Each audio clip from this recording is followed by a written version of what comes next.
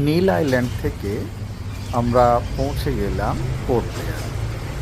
Port ব্লেয়ারে আমাদের homestay hotel সানিভেল Andaman. দোতলার উপরে পরিষ্কার পরিচ্ছন্ন। এটা ফোনিক্স বের যে মেরিন গেট রয়েছে সেই মেরিন গেটের খুবই কাছে।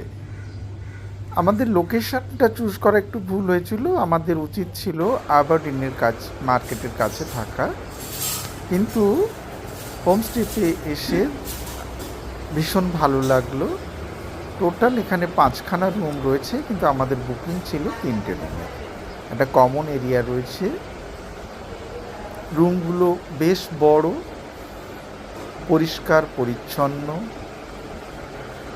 প্রায় সমস্ত কিছু ফেসিলিটিস এখানে আছে। যিনি ওনার ভীষণ হেল্পফুল, উনি আমাদের রুমের সমস্ত কিছু বুঝিয়ে দিলেন। বুঝিয়ে উনি আগামীকালের ব্রেকফাস্টে কী কী থাকবে সমস্ত কিছু উনি ডিটেলসে বললেন, এবং কিভাবে কি করতে হবে সেগুলো সব জানিয়ে দিলেন, সুন্দরভাবে বুঝিয়ে দিলেন।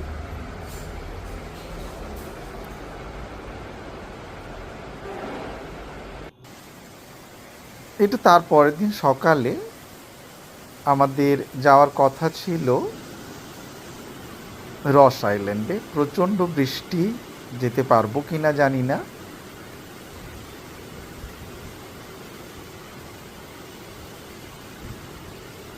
দেখেই বুঝতে পারছেন যে ভীষণ বৃষ্টি, এই বৃষ্টিতে বেরোনো যায় না।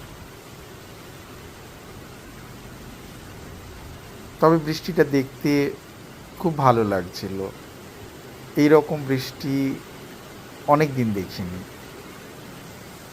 আর মজার ব্যাপার হলো এখানে জল জমে না, তো সেই জন্য বেশি ভালো লাগছিল। একটু পাহাড়ি, পোর্ট ব্লেয়ারটা একটু পাহাড়ের ওপরে, যার জন্য হচ্ছে বৃষ্টির জল দাঁড়ায় না। বৃষ্টি থেমেছে, আমাদের রস আইল্যান্ড যাওয়া হচ্ছে। রস আইল্যান্ডে যাওয়ার জন্য আমরা তৈরি। এখানে স্পিড বোটগুলো ছাড়ে, প্রত্যেকটা বোটে 10জন করে থাকে, তো এবং পার পার্সন হচ্ছে 470 টাকা করে নেয়। ওখানে যাতায়াত মিলে টোটাল 1.5 ঘন্টা সময় দেয় ওরা। আইল্যান্ডে মোটামুটি 1 ঘন্টা মতন থাকা যায়। জেটিটা বেশ টলমলে। আমরা 8জন, আর আমাদের সঙ্গে আরও 2জন, ওনাদের সঙ্গে একটি বাচ্চাও আছে।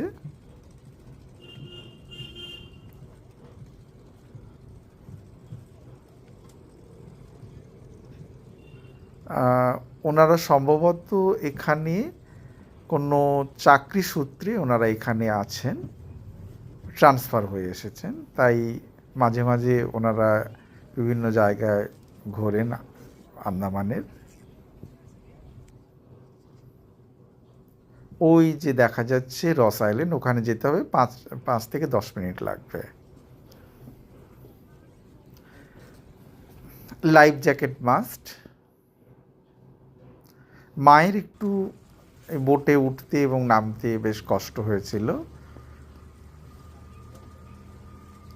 আর ঢেউ একটু ছিল, যার জন্য নৌকো এবং জেটি দুটোই বেশ টলমল করছিল।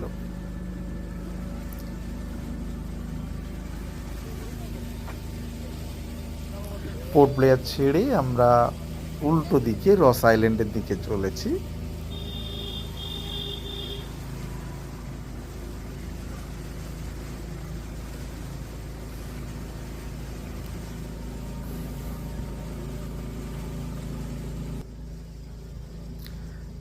Aberdeen jetty. আমি যখন 2007 সালে এসেছিলাম, 2007 না 2008-এ যখন এসেছিলাম, ওই জেটি থেকে একটা বড় লঞ্চ ছেড়েছিল, যেখানে রস আইল্যান্ড, নর্থ বে আইল্যান্ড আর হচ্ছে ভাইপার আইল্যান্ড, 3টে আইল্যান্ড আমরা ঘুরেছিলাম। কিন্তু এবারে শুধু রস আইল্যান্ড। রস আইল্যান্ডের সঙ্গে কেউ নর্থ বে আইল্যান্ড অ্যাড করতে পারে, তাহলে দুটো মিলে টোটাল কস্ট পড়ে 870 টাকা। ওই যে দূরে নর্থ বে আইল্যান্ড এবং তার লাইট হাউসটা দেখা যাচ্ছে।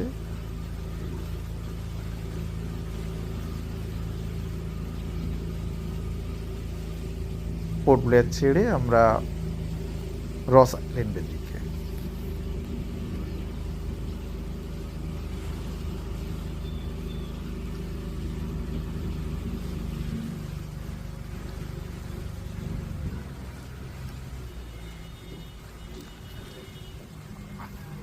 আকাশে মেঘ রয়েছে, ওই যে দূরে পাহাড়গুলোতে মেঘ লেগেছে এবং ওগুলো ওই জায়গাগুলোতে বৃষ্টি হচ্ছে।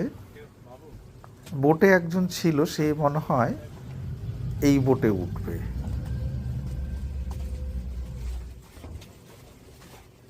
তাই তাকে নামানোর জন্য আমাদের বোটটা এই বোটের কাছে এলো। এবার আমরা চলে যাব রস আইল্যান্ড।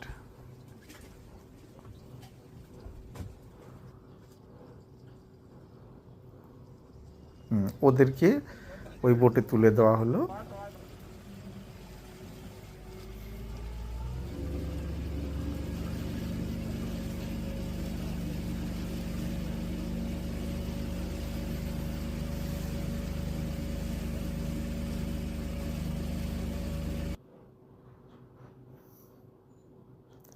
আমরা রস আইল্যান্ডের প্রায় কাছাকাছি চলে এসেছি। ঢেউ রয়েছে, আর নামার আগে আমাদেরকে বারবার বলছে মোবাইল ফোন সমস্ত ব্যাগের ভেতর ঢুকিয়ে নিন, পকেটে রাখবেন না, জল দুলছে, নৌকোটাও দুলছে। জল কিন্তু ভীষণ গভীর এখানে, ফোন পড়ে গেলে কিন্তু খুঁজে পাওয়া যাবে না। তাই আমরা বোট থেকে নামার আগেই আমাদের ফোন সব হচ্ছে ব্যাগের মধ্যে ঢুকিয়ে নিলাম। প্রথমে যেটা চোখে পড়ে সেটা হচ্ছে জাপানিজ ব্যাংকার। এবার রস আইল্যান্ডে এসে প্রথমে প্রচুর হরিণের দেখা মিলবে, তারপরে এই দুদিকে নারকেলের গাছ, আমাদের ভারতীয় পতাকা। এখানে একটা লাইট অ্যান্ড সাউন্ড শো হয় সন্ধেবেলাতে।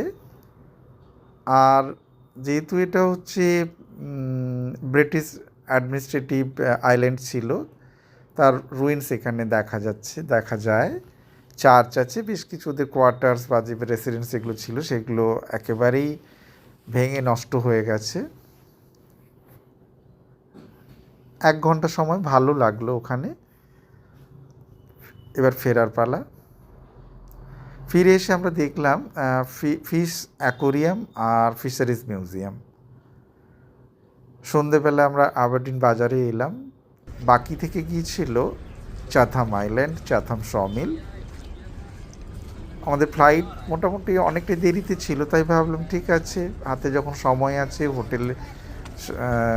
হোটেলেও চেক আউট হয়ে গেছে, তাহলে ব্যাগপত্র রেখে আমরা চললাম চাথাম সমিল দেখতে। মেন আইল্যান্ড থেকে চাথাম যে সমিলের যে আইল্যান্ডটা, ওটা একটা ব্রিজ রয়েছে, চাথাম ব্রিজ। জাস্ট ওটাকে ক্রস করেই চাথাম সমিলে ঢুকবো আমরা। ওখানে ফরেস্ট মিউজিয়াম আছে। Ticket per head 20 rupees. একদিকে হাড্ডো জেটি, কার্গোসি,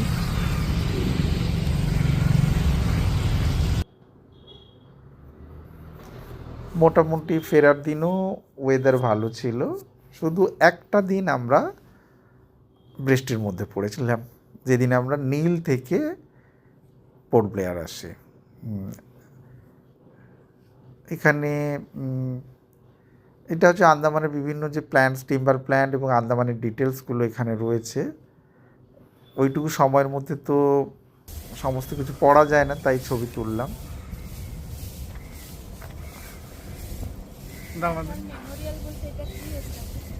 দেখতে হবে ভিজিটার্স জ্যাকেট, এটা পরেই হচ্ছে ওই সমিলের মধ্যে যেতে হয়।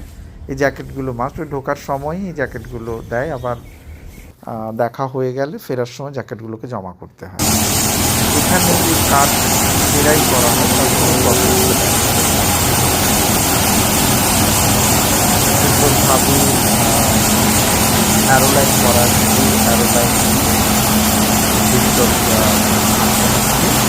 জায়গাটি যাওয়ার পথে তার কীভাবে কেরাই তার মাছ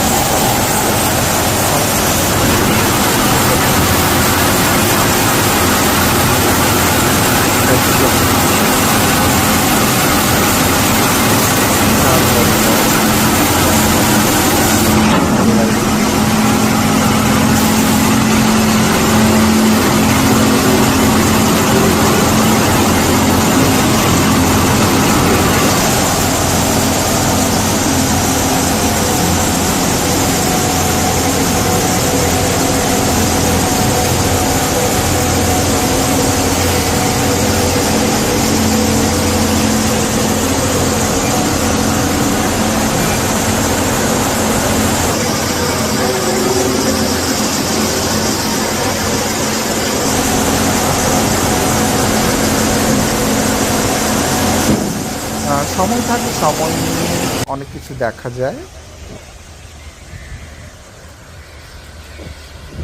এটা চাথাম সমিলের জাস্ট ঢোকার মুখটা। এটা হচ্ছে একটা, এখানে একটা হিস্ট্রি রয়েছে।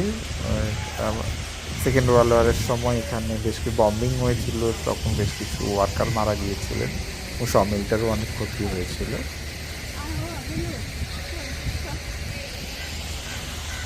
তো আমাদের ট্যুর এখানেই কমপ্লিট। এখানেই আমাদের ট্যুর শেষ হলো, এবার বাড়ি ফেরার পালা। টাটা।